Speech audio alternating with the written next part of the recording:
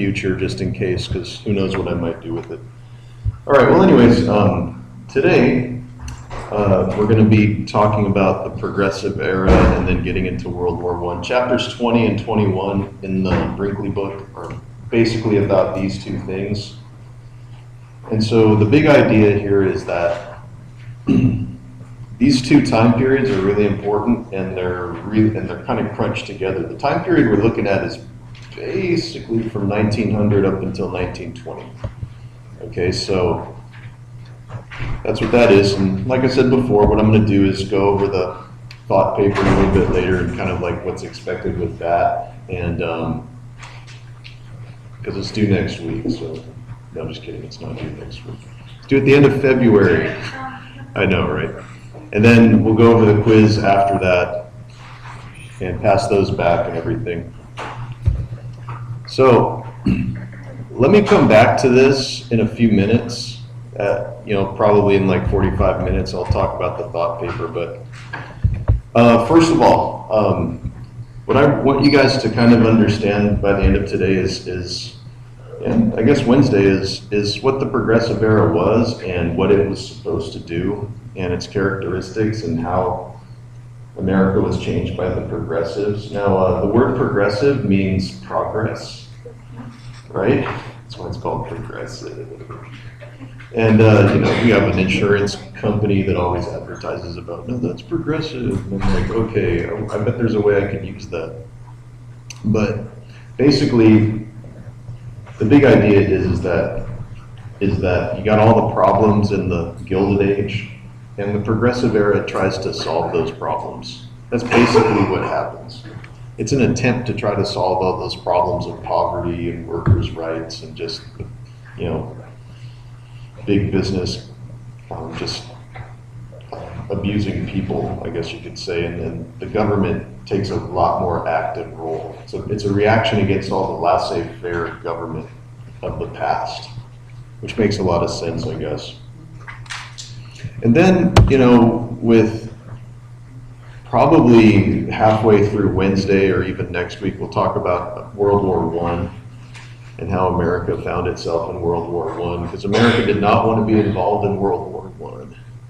Wanted to be far away from World War I because that was a war that was looked at as being so far overseas that America didn't want to have much to do with it.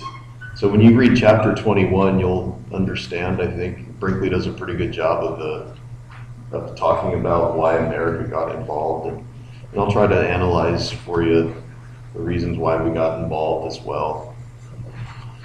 And then the last thing is just talking about how America was changed as a result of the war. Anytime you have a war, the country goes through some major changes. Whether it's World War I and World War II, you're just going to have tremendous, social and economic changes that happen.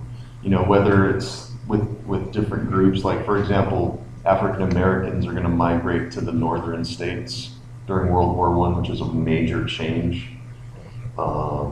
Women go through a major change because many of them start working in factories while the men are off fighting and stuff like that. So we'll kind of talk about how America is affected by World War I. But let's dig into the Progressive Era a little bit.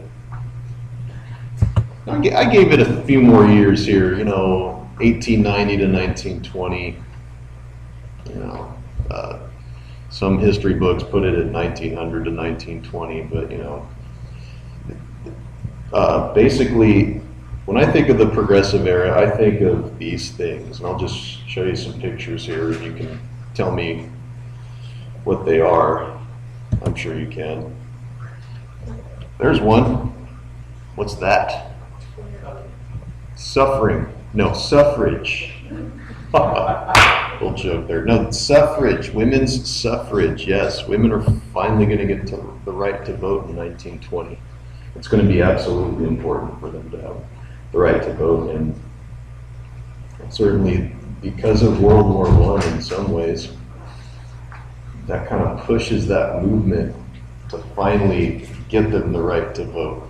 Because women had been pushing for the right to vote ever since the mid-1800s, and finally during the Progressive Era they get it. So that's one way that America is progressive. We'll talk about lots of like policies and stuff that happened during this time as well. Another thing that's going to come out of the progressive era is a movement to ban alcohol. I heard it's called prohibition. It's one of the worst ideas America ever had. But there were a lot of reasons behind it, and much of it had to do with religion back in the 1800s. Lots of folks were blaming alcohol for the breakdown of society, spousal abuse, child abuse, just anything bad, you blame alcohol for it. I guess we have our bugaboos these days about who we blame, whether it's like Beyonce or, maybe not Beyonce, whatever. We blame stuff for things that happen in society, don't we? So alcohol has to do with it. We will talk about one of the key books in the progressive era called The Jungle. The Jungle was written in 1906. It's not about a jungle. It's about the meat packing industry in the city of Chicago, where you had, make sure you guys can and basically what happens there is that you have some serious issues with food quality and food safety. It's one of the great books that spawns a movement for more government regulation. And a lot of the times we know in our society that sometimes there's outbreaks of like E. coli, that happen with the food supply. And this is kind of what happens too here. So we'll talk about that and we'll spend some time on the jungle. And don't worry, hopefully you'll still be able to eat a hot dog after that. I know I can. Did they say rats? Oh, rats, rusty nails, water, human flesh, whole people. Yeah. Rat droppings, good stuff, all mixed in sausage. It's worse than a bowl of Wendy's chili, okay? It's just what started to happen there, so we'll get into that. When I think of progressive presidents, I think of Teddy Roosevelt. This is Theodore Roosevelt here.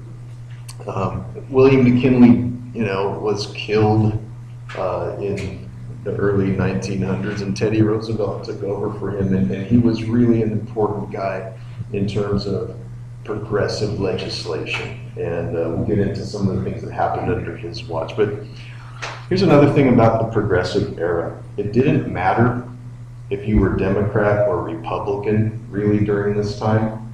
You were kind of a progressive. See, Teddy Roosevelt was a Republican. And these days, when we think of progressives, usually we don't think of Republicans because Republicans are very conservative, right?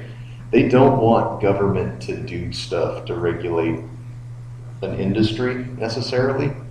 Democrats are the ones. But back then it didn't matter if you were Democrat or Republican, if you were both, you could be a progressive. See, the progressive movement encompassed both parties and both ideologies. And really, I think that's a very significant thing for you guys to know about the progressive era. So here's kind of what the dictionary definition of it is. The period from about 1890 to 1920, when many believed a solution to social problems in the nation lay in a more active role by the government. The government needs to do more to help people. A very significant part of this, and really that's what this is. Remember what the Gilded Age was, okay? The Gilded Age was a time when the government wasn't regulating anything. The government wasn't stepping in unless somebody forced it to, right? But during the progressive era, all those voices that said, hey, look, this is an injustice that's happening against those workers. Hey, look, there's an injustice that's happening against children, child labor increasing. Finally, a lot of those problems are going to be addressed in the progressive era. And it's a movement, okay? It's not like the government just automatically flips a switch and goes, okay, let's solve all these problems now, right? Because they wouldn't have a reason to solve the problems unless there were problems and there were people speaking out against it. You ever hear that? You guys know what Rage Against the Machine is? They're a dope band, okay? I mean, they're awesome. And they were very political, and they have this one song, Guerrilla Radio. Great song, and in the song, he says, it has to start somewhere, it has to start sometime. What better place than here, what better time than now? And if you don't know what I'm talking about is a movement has to start somewhere, you know? And that's how things happen in this country. It's not like the government transforms America. America transforms the government. You know what I'm saying? Like, it's people. And that's what's happening in the progressive era. It's a movement that's bubbling up from the bottom to influence the top, which then influences the bottom, which then influences the top again. Okay, it's like a cycle. Anyways, you guys can check out Rage Against the Machine if you want. Pretty cool stuff. Characteristics of the progressive era.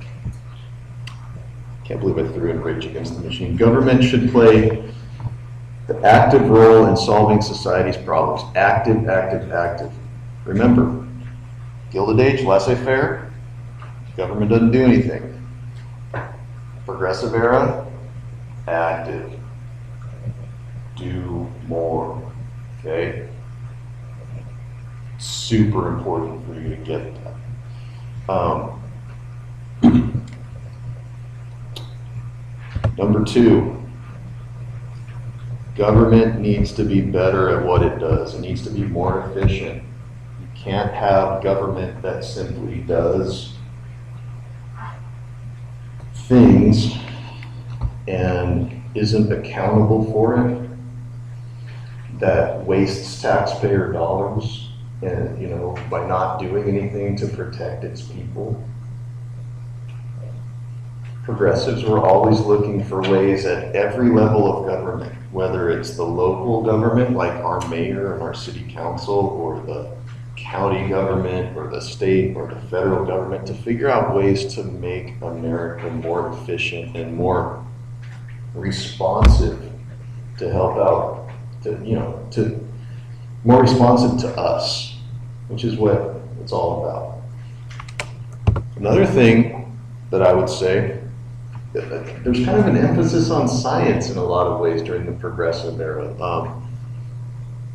And this is not just in America too, we're talking about all of like Western civilization. In the turn of the century, the 1900s, like at the end of the 1800s and 1900s, there's kind of an emphasis on science and technology. New inventions are coming out, new ways of doing medicine, where people are challenging the old established ways of doing things. And this belief that we can progress in terms of science and in terms of perhaps medical knowledge too.